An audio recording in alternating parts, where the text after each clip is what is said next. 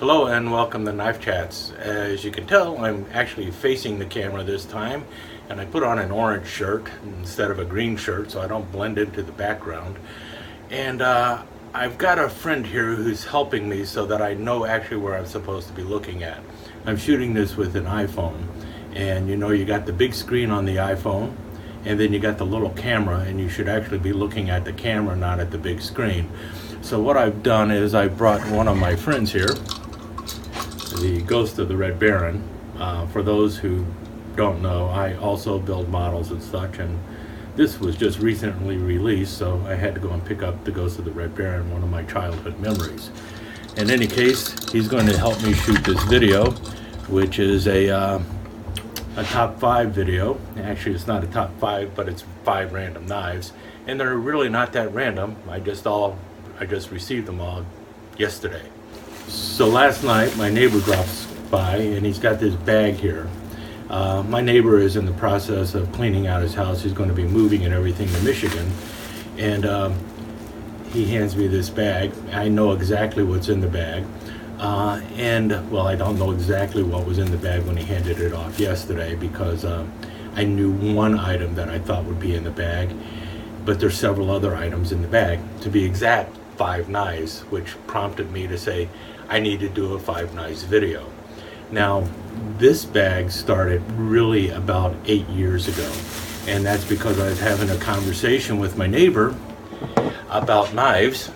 Found out I was collecting knives and such, and he said, well, I've got some knives that you might be interested in, and he brings out this one here, which is one of those, well, now they're made in China, one of those brass knuckle knives, and he gives it to me. This one was actually made in Taiwan.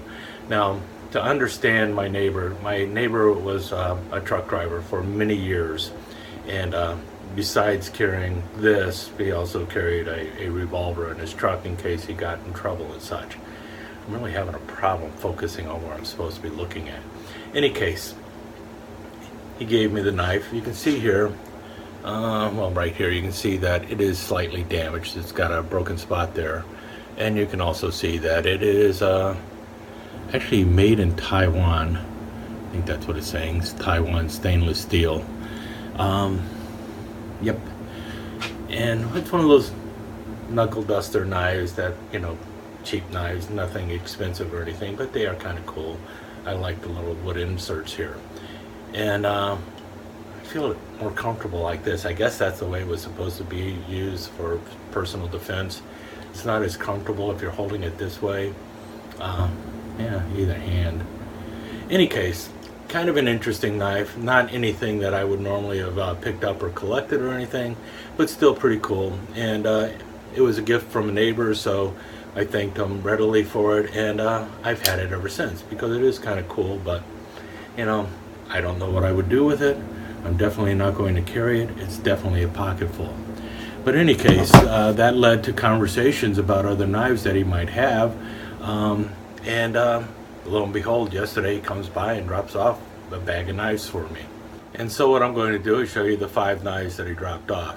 And I'm going to start with the one that is, I think we've all seen these. They're the Swiss Army knockoff knives. Nothing special about it or anything. And not in the world's greatest shape or anything, but it does have the saw blade and all that other stuff and the multiple tools. He still has the tweezers. I think that's the tweezers if I can get them out. Can't even get it out, which doesn't surprise me. Missing the toothpick. No big deal, but it was one of the 5 knives in the bag. Typical, Chinese made Swiss Army knockoff. Okay, so let's take a look at the next one. Now, I've got more than my share of these. This is one of those wooden floating fish knives that kind of looks like a little tanto, and this one's not in bad shape. Pretty good shape, actually. You've got your cap lifter there, this fish scaler there, and the cutting edge there, and you see that it just says stainless steel. The interesting thing is this one is not stamped Japan, but it most likely is from Japan, and it's not in the world's greatest shape or anything. If you make it out there, it says Bermuda, so that's where it came from. Nothing special so far, but building up the anticipation here. Okay, so next up is this knife here. It's a copy of a British Commando Dagger. No doubt probably made in Japan, China, Taiwan, someplace of that nature. It is totally unmarked. I have no idea where it was made. I'm hoping by looking for this sheath, I might be able to identify where it came from. If you see the sheath, it's got some embossing on it and stuff. Not the world's greatest sheath.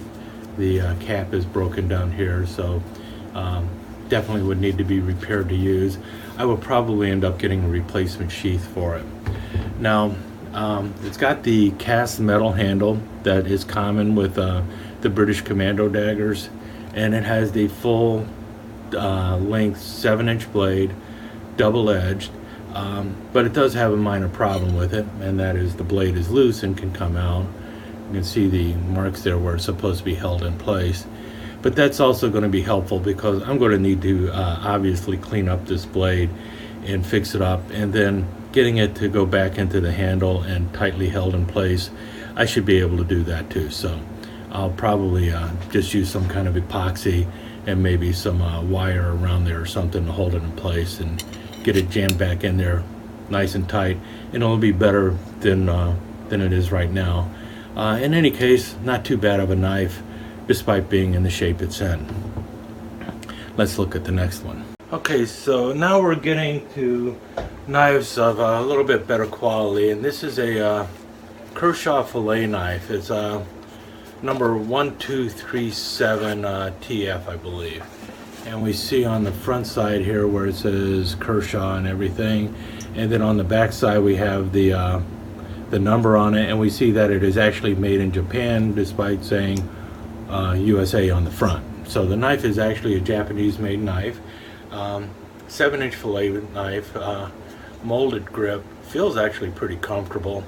It's got a really long slot here for your lanyard and such, which is kind of cool, but not really too bad of a knife. And as I collect fillet knives and such, this one I did not have, and I really do like this sheath. It's a big long sheath and everything. Got a decent enough loop on it.